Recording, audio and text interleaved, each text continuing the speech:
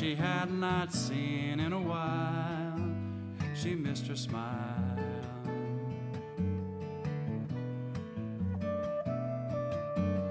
But finding it hard to say goodbye to a friend that she had to leave behind, she looked for words that just might touch the trouble in a lover's heart. She said, I got to go.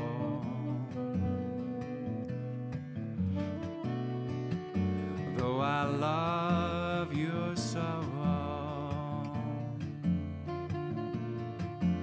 my old friend, she meant so much to me. I've got my traveling to do. Good morning and welcome to Connections Radio Show, where we talk about ideas that matter.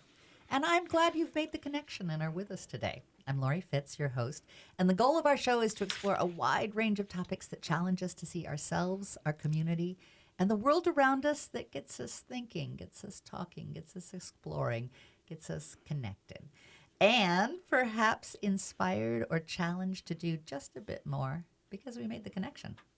So our topic today is on courageous transformation. And hosting with me is Rick Bernardo, and he has brought a guest. Tell us about who you've brought today. We have brought Alan Clausen, and he is just one more remarkable person with whom I attended graduate school at Pacific School of Religion, and that was a privilege with Alan and many other people. This is all at the Graduate Theological Union in Berkeley. And Alan Clausen has a rich history of many skills and many ways to make a difference in connecting people, and also being part of transformation. So before I go further, Sonom Allens, S-O-N-O-M, and an A after that for Sonoma. And Allen after that shares the same A at the end of, so it's sonomaallen.wordpress.com is his website. And couragerenewal.org is part of the website where he's a facilitator at the Center for Courage and Renewal. So there's a number of things I'll say about Alan, but I want Alan to say hi first. Hi. Hi, Alan. And tell us about that song. That was Miss Tripped and Tippy. But tell us, because that was one of the very first songs I ever heard you do at these coffee houses and many other places when we were in graduate school together. Good morning, Lori. Good morning, Rick. It's a wonderful memory to bring back that first coffee house that we put together at Pacific School of Religion, and we featured the artists within our own campus and our own colleagues. And then that went to a coffee house that I had in the church basement right across from Cal Berkeley. And in particular, you asked about the song, Miss Tripped and Tippy. I wrote that right after Betsy and I were married, and we'd been living together for a couple of years and, you know, just sharing love. And then all of a sudden, wow, we got married, and what does that mean? And it made it a little different and felt a little different, and the imposition of, you know, roles and things were playing upon us. And I wrote Miss Tripped and Tippy as a way of sharing, Rilke has a phrase of protecting each other's solitude, protecting each other's self-identity, and in a relationship, how do we care for ourselves and care for the other at the same time? So the inspiration that a couple can give to each other, both to be comforted and also to be challenged and supported and called into a new being in that relationship. That sort of give and take that is part of any kind of authentic love. Yeah. Yeah, indeed. And now that I listened to that song again, I was like, yeah, now I remember growing through just hearing that song. I love the equality part of it that we talked about earlier, too, that this is really about two equals coming together and creating the partnership that you want for each other and the best for each other, but also knowing that means to focus on yourself, too. And we're going to hear the ending of this song as we go conclude this segment of Connections Radio's broadcast. But in between, there's these wonderfully crafted lyrics about how working this out between not only two people, but more than two people, basically, to find peace and harmony. And, and you kind of get it wasn't easy, but it was happening. Yeah. Yes. Oh, definitely.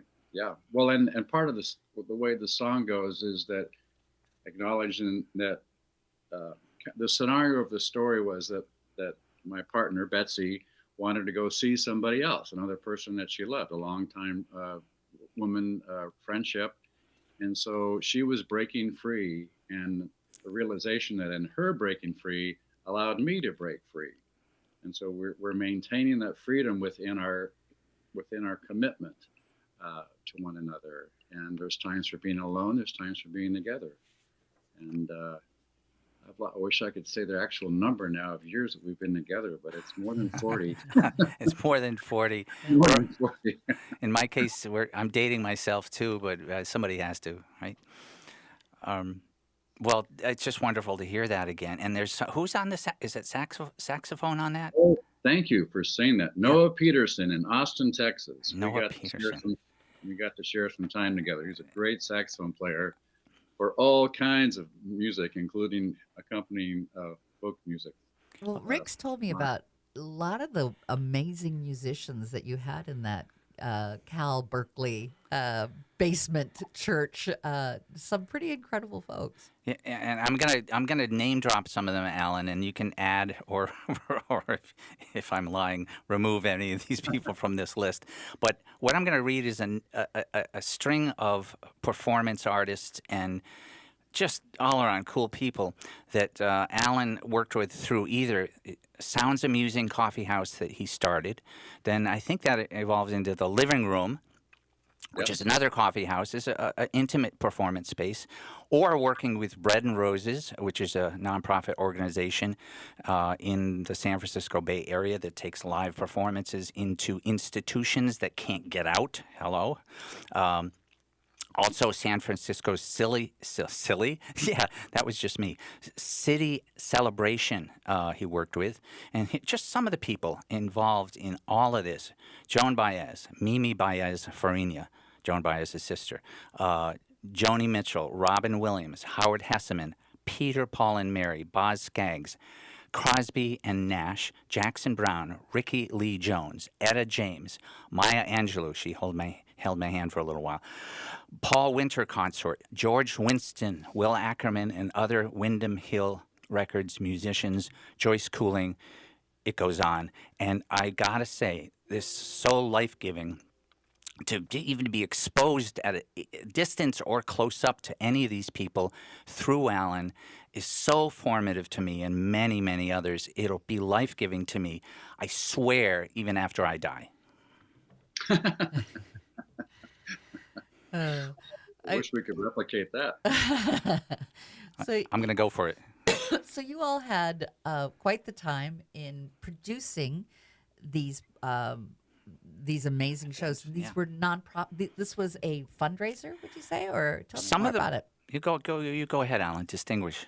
Well, yeah, need to distinguish between the coffee house and Bread and Roses. Bread and Roses back in those days, late 70s, early 80s, had a festival of music at the Greek Theater in Berkeley.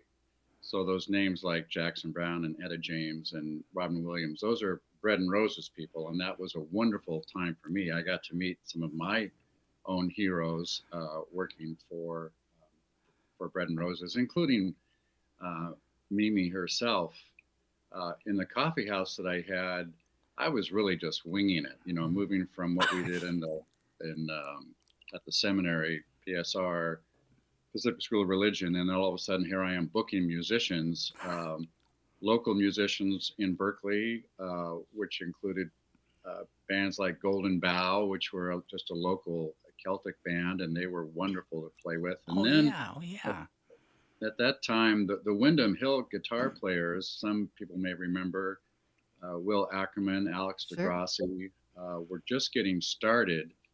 And I brought Alex DeGrassi to the coffee house. And then Will Ackerman, who was the lead executive of that organization, said, "You also might want to check out George Winston. His record is doing really well." Maybe.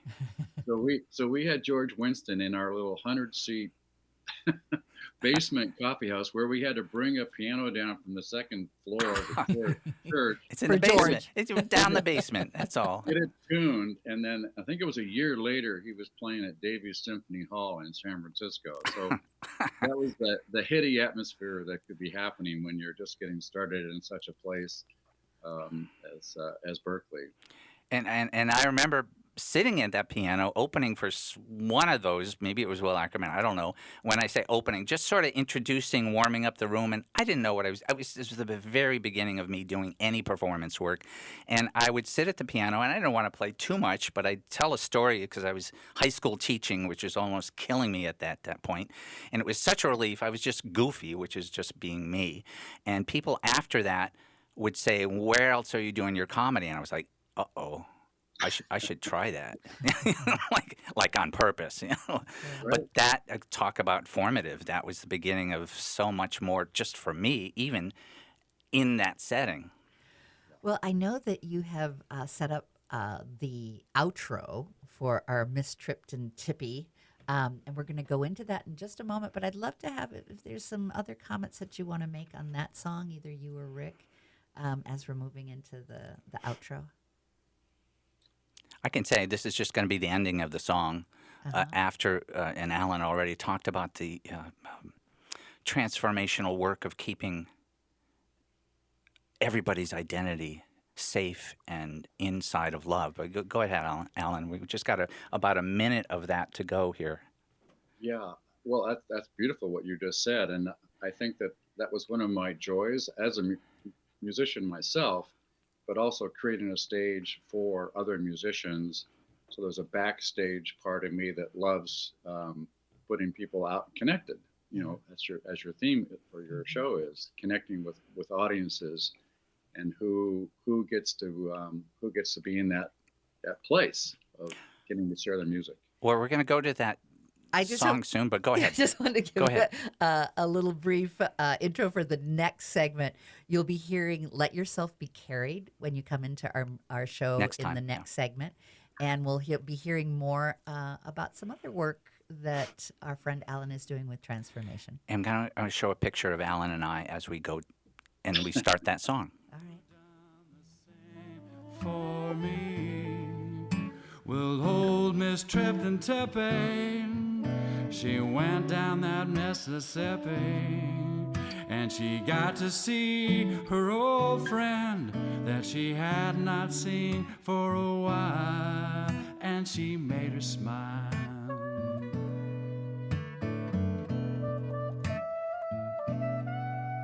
Old stories told and some made new, some forgotten while others grew. Let yourself be. Good morning. I'm Laurie Fitz, and welcome to Connections Radio Show, where we talk about ideas that matter. And I am glad you have made the connection. Joining with me today is Rick Bernardo, who's hosting the show with a guest that he has brought. Share with us who you brought today. That guest is Alan Clausen, with whom I went to graduate school in Berkeley long ago. He's a pastor where he served any number of churches, and as a musician, he's shared far and wide this gift that is prayer with wings. That was "Let Yourself Be Carried," a song he was just doing there, we heard. As an event producer, he's worked with a remarkable range of amazing performers we touched on in the first segment of the program. And as a counselor and facilitator, he's influenced and provided space for inspired work by many, many others in turn.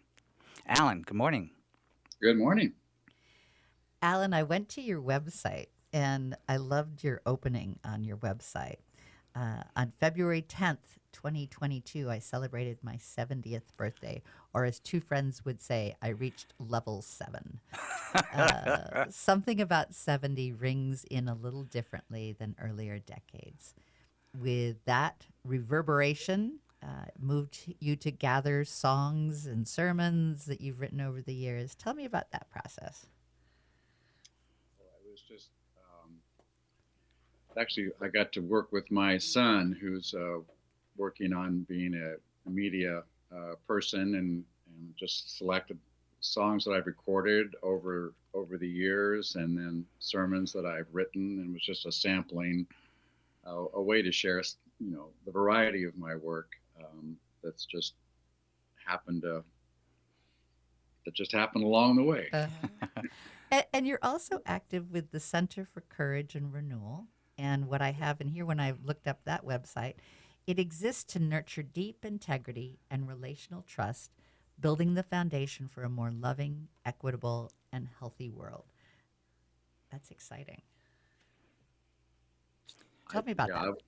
I was, well, a dear friend of mine in the Bay Area introduced me to Parker Palmer, who was the founder of that organization. And then the retreats, the whole process of organizing retreats came out of his work of many years, but a particular book was called The Courage to Teach.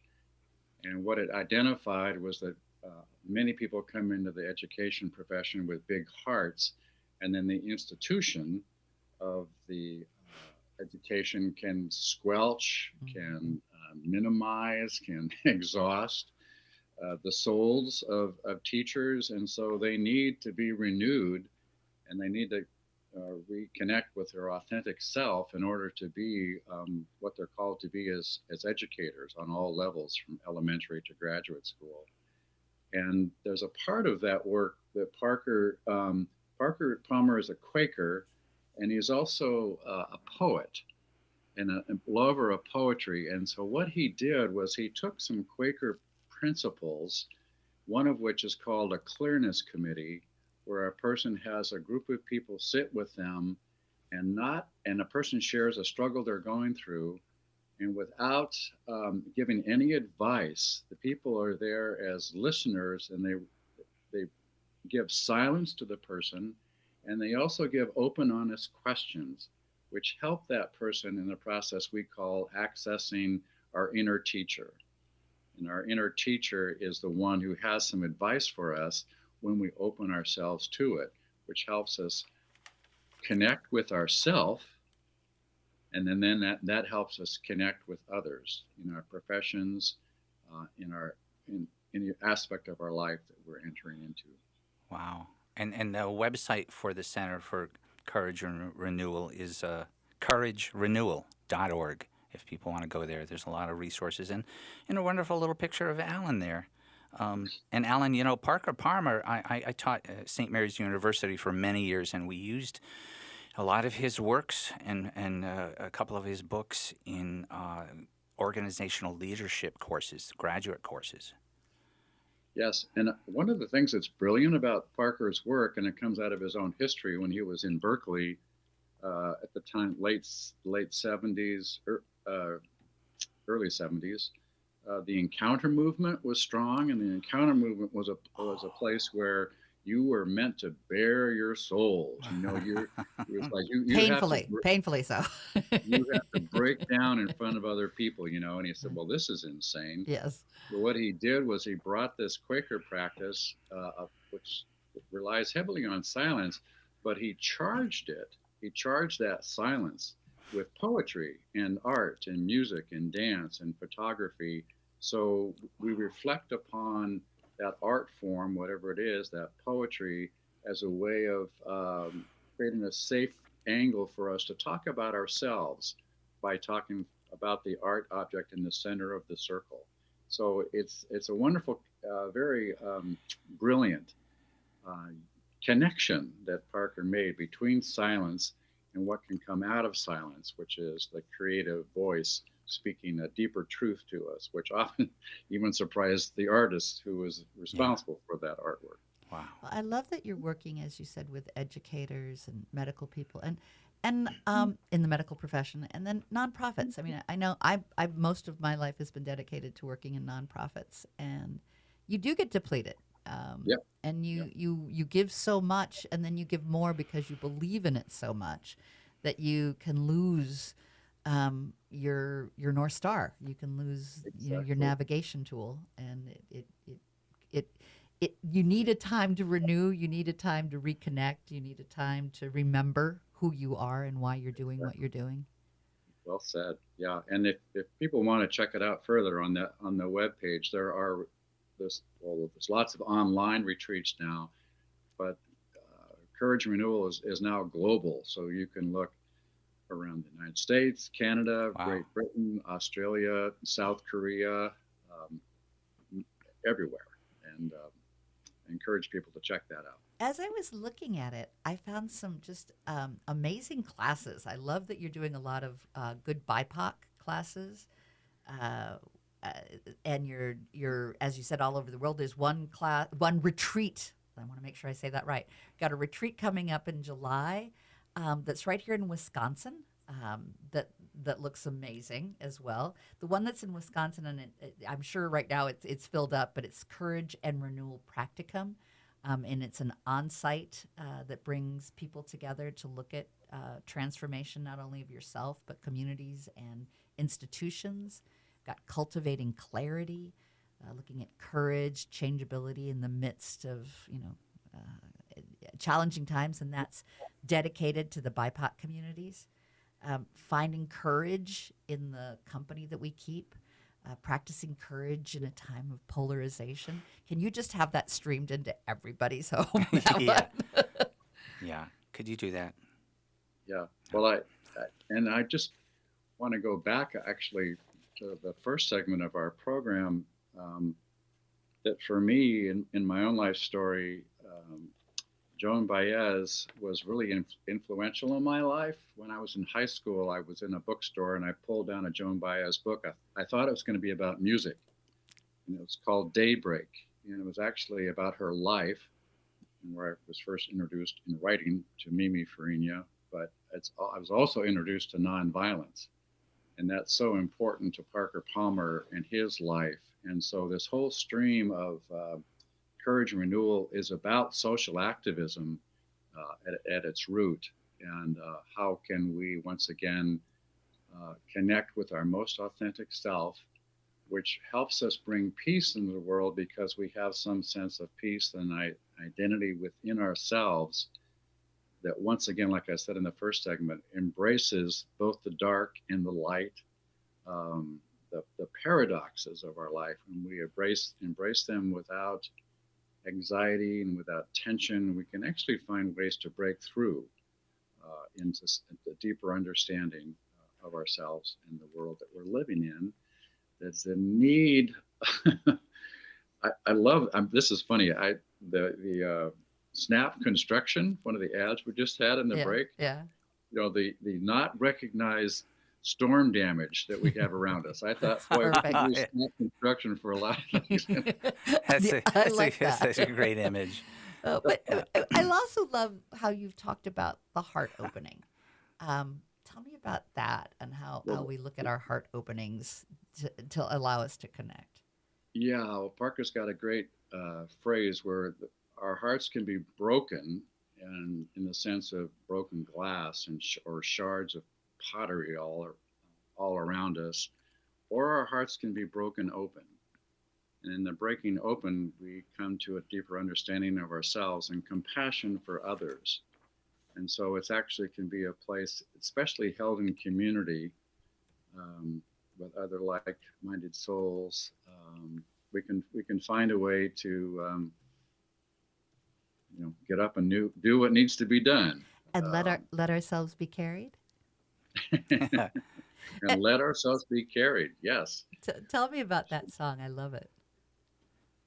Oh, it's fun in terms of the artistic process. I was just, as guitar players, piano players, musicians, we have this phrase called noodling.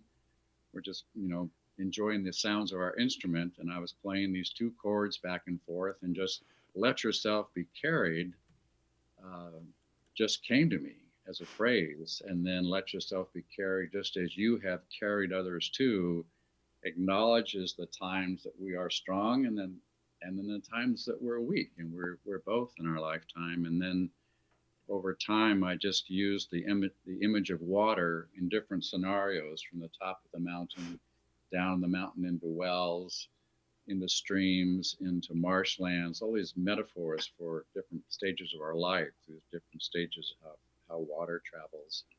And once again, that letting ourselves be carried accesses a different source of strength for us, which is very, has very spiritual components to us, to it. And it also, I think of the water as our life. I mean, that is our Mm-hmm. essence. That is Mm-hmm. as we become part of the marsh and of part of the sea and part of the river, Mm-hmm. um, and so how hard is it really to flow? You know, let us flow with that, Carrie, and see where we go. I think very often we try and take control and we try to navigate. We want to create solutions. Yeah. Maybe instead of creating solutions, we look at progress. We look at how we're being carried and where we're being carried to. And it does take courage for all of that, through all of that, to face what's real and what's not real. That's the starting point. And we've got a little more of that song we're going to play, the chorus, let ourselves And be carried, but you go ahead. I'm delighted that we're going to hear the rest of it, or more of it. It's a Just a beautiful little more. song. But I also want to let the audience know we're going to hear another song when we hit the third segment, which is also just a great joy, Dégagé. And we'll talk about dégagé and what that means. And as we look to the difficult times that we're facing, we do have dégagé.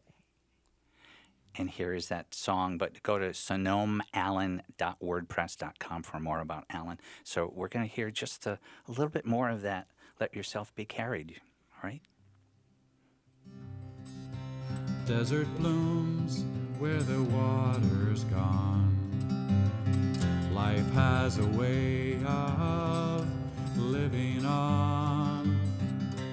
Each one finds somewhere to belong. I wonder what becomes of me. Let yourself be carried. Let yourself be carried. Dégagez, dégagez. Dégagez, dégagez. Somehow we will find a way where there's no way. So we pray, dégagez, dégagez. Dégagez, dégagez. Somehow we will find a way where there's no way. Welcome back to Connections Radio Show, where we talk about ideas that matter. And I am glad that you have made the connection. We've been having a wonderful conversation with the guest of Rick Bernardo, who is my co-host. And I will let you do the introductions, my friend. We still have Alan Clausen with us. Go to his website, Sonom Allen, SONOM, and then Alan, ALAN, and it's .wordpress.com. And also he works with the Center for Courage and Renewal. That's couragerenewal.org. And Alan and I went to graduate school.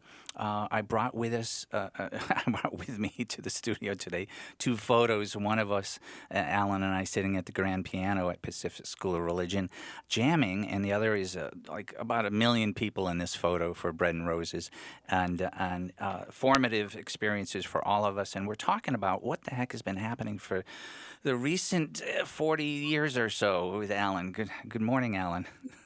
Good morning. Yeah, I love the Dégagé song. And I Yeah. shared with that before with you. I just think it's wonderful.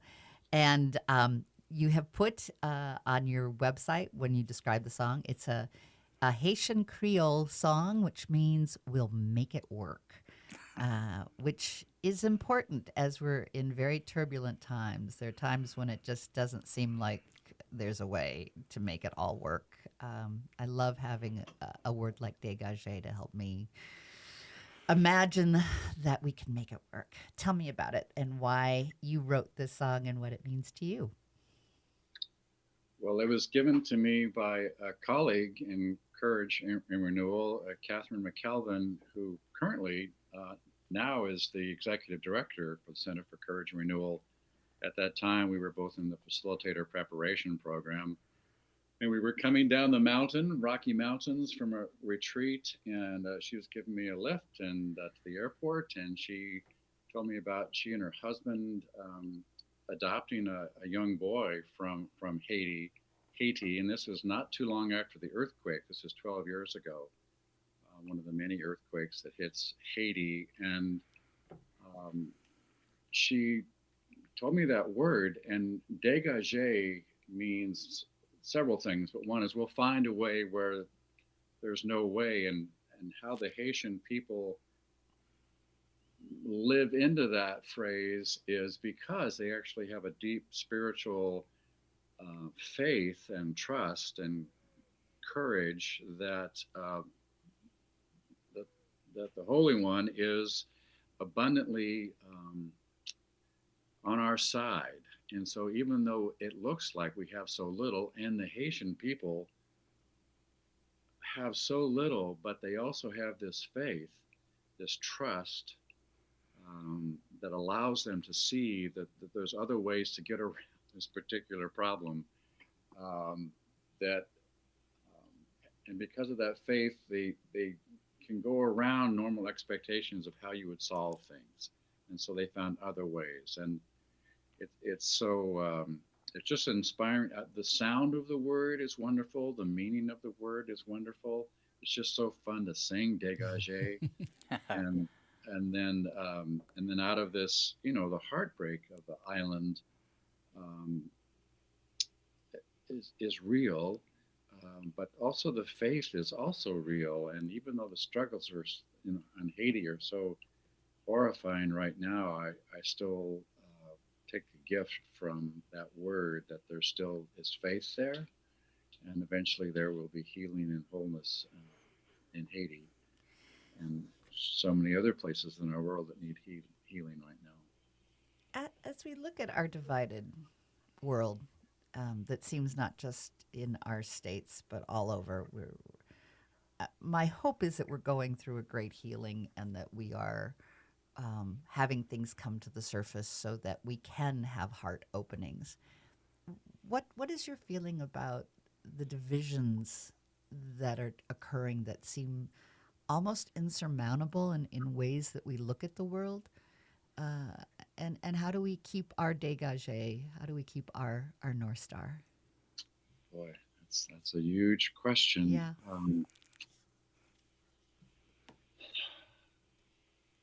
It seems right now that there is heartbreak in the world and in our nation, and I'm afraid that people have been. You can fool some of the people some of the time. The struggle seems so insurmountable that people are going backwards into what seemed like in the good old days. Mm-hmm. Different time period, and we grew out of those days, but some people from all sorts of economic forces that are happening in the world and environmental forces, they're looking for safer solutions, which are so non-productive, honoring of Earth and humanity.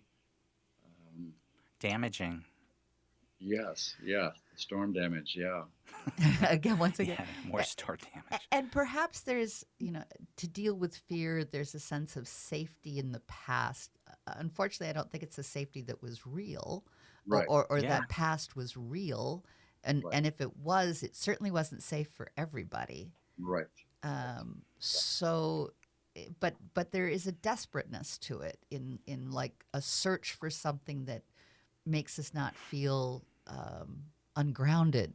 There's a grounding, but I look at the grounding and go, yeah, you got some grounding, but you're going to jump in a pond, Yeah. and that's not going to be good when you have electric pond there. And that's where the authenticity part of your work, Alan, and any kind of transformational work has to deal with what's real, not what's pretend. Right. There was a poem that I found by John Rodel, who I thought expressed a lot of the work that you're doing in terms of the Quaker roots and getting people to share and be connected. I'm just going to share part of it because I think it speaks to what you're doing. It starts as vulnerability doesn't mean telling others what happened to us from across the cafe table or behind a microphone, and then going home from the experience feeling just as alone as you did before. Vulnerability means allowing your human heart blanket to get sewn together with another heart blanket. It's about connection. We don't share for status, we do it for synergy. We don't confess for clout, we do it to build community. We tell our tale to invite others to tell others and to tell theirs.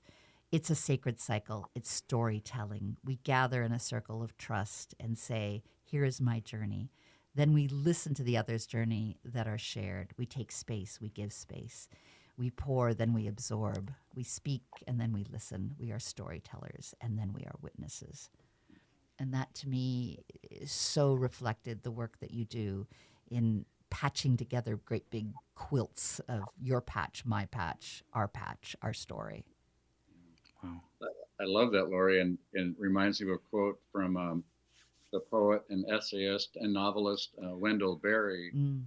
He was interviewed by Bill Moyers once, and Bill Moyers asked, what gives you hope? And Wendell Berry said, I keep good company. So that I keep company with those who embrace the tensions, who acknowledge when we fall away from our own truest self, and can find a way in good company to come back to ourselves as individuals and as community. And that reminds me, Ellen, when you were talking about your work and the retreats and the spaces that can be created to, face hard questions. When we're stuck, there's generally something we kind of don't want to face, and it's hard. So that takes not only courage, but real transformation happens in some sort of dialogue or community, even if it's a dialogue with nature. But it takes some other environment to help with that, and it's got to be safe. It's got to be full of love, and that's a lot of the work you're providing, not only in the retreats, but that's what music does. That's what a lot of arts do, is provide another language to go places we can't go otherwise. Yes. It's funny. I love the connection that I heard in what you just said, Rick. It's like the reality of let yourself be carried. There is some kind of, let me say, holy ground that's always there to nurture us, and our task, our invitation, is to find a way to touch that. Holy ground, holy water. Yeah, and the line, one of the lines from the verse of Dégagé is, free of expectations of how things should be done, when others are ready to give up, that's our rising sun. I love that. Oh, yeah. So once again, it's that creative process, embracing tensions, not running from them, not fleeing, not fighting, but facing those tensions with a deep level of trust and good company. Things can arise. And getting back to how difficult work is when you dedicate yourself to something bigger. In the nonprofit I do, there are times where I can just hit that anxiety level of like, how is this all going to be pulled together? How are we going to make this happen? And there's deadlines and there's things to do. And someone once told me that when you're at that level of anxiety, is that just go out and take a walk and let the solution come to you. Don't be thinking about what the solution is, because you may be creating barriers and limitations on what a new path could be. And so I do that very regularly. Take my dog out, I gotta walk. And I refuse to just try and think of it in my terms. I just think, okay, what could be a solution? And it's amazing what can come to you when you're open to just looking at it without the force of your solution. But what are possibilities? I remember Alfred Hitchcock. He's not necessarily the worldwide cosmic model of transformation, but when he was stuck in doing a film, he'd say, I always say, "We're pressing too hard. Let's take a break." So that's even him. And isn't dégagé a dance term or something too? And what? Ballet. Yep. Ballet. Yeah. So there's something about resetting there. Well, it's a lovely little gesture. I love it. It's a little It's a gesture. little flick of your toe, but it's just enough to like reset. I think just enough to. And you've got Betsy, your spouse, is a longtime dancer, so she's probably done those. Right. It's some of the good company I keep. I love the word nudging. Nudge. To be a nudger. Yes. Sometimes I'm a nudge, but that's different. Yeah. Well, my friend, our shows always go way too fast, and we could spend another hour exploring dégagé alone. We could spend an hour talking about that. But we just want to make sure that we thank you and we get the websites out there for folks to do further research on their own. And we'll have a little more dégagé, sonomeallen.wordpress.com and couragerenewal.org are websites to go to. Alan Clausen, thanks for being with us. Here's a little more of dégagé. Thank you both. Dégagé, dégagé. Somehow we will find a way where there's no way. There's a way. Dégagé, dégagé.